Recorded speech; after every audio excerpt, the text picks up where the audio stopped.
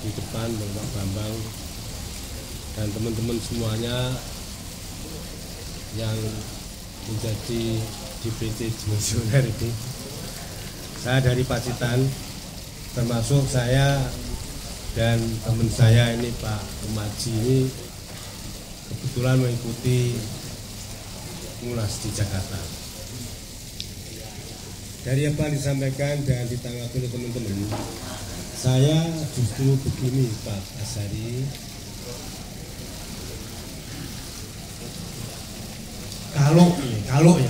kalau kondisi itu normal gitu, normal. Sampai Pak Azhari kan bilangnya kondisi ini kan tidak normal gitu organisasi ini.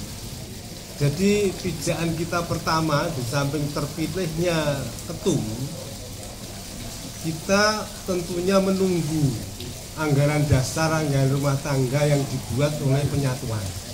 Karena kunci dasar pihak manapun. Jadi misalnya kita mau ke Bank Polimah, mesti yang tanya itu.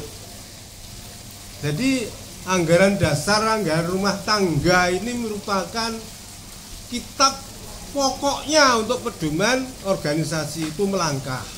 Nah tentunya kalau kita sekarang melangkah itu kan hanya peruangan aja, tapi dasarnya kita ini kan belum ada.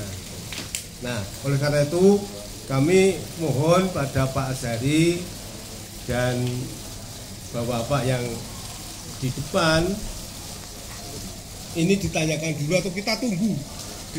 Kalau tadi Pak Azhari bilang ini masih dalam penggodokan, mungkin penyusunan, alhamdulillah kita tunggu. Ini yang pertama. Kedua, seperti yang disampaikan Bujan tadi, walaupun ini top down, tapi tentunya kan ada mekanismenya. Seperti tadi disampaikan, kalau emang nanti kepengurusan pusat terbentuk sesuai dengan anggaran dasar dan anggaran rumah tangganya, tentunya nanti kepengurusan pusat ini juga akan membuat tim yang tadi untuk bagaimana penyatuan di tingkat DPD seluruh Indonesia loh itu. Nah, kabupaten, kota seperti kami ini tentunya yang benar menunggu bagaimana petunjuk dari DPD yang berdasarkan petunjuk dari DPP. Ini harus kita pedomani gitu. Sehingga kalau ini memang kita benar-benar diiyakan, walaupun sekarang seperti Pacitan itu selamanya ini ada sanksi Pak Tumaji Bendarat ya. Tidak ada namanya kubu 11, tidak ada. Ya hanya satu, ya kubunya Pak Muldoko ya yang sekarang kalau di Pacitan ya saya ini. Tapi kemarin, ini cerita ya. Kemarin waktu akan ada Munas Muldoko, Munas Pacitan, yang Munas Pacitan itu ada yang hadir. Yang dihadirkan itu sekretarisnya Ketua DPRD Pacitan diberangkatkan.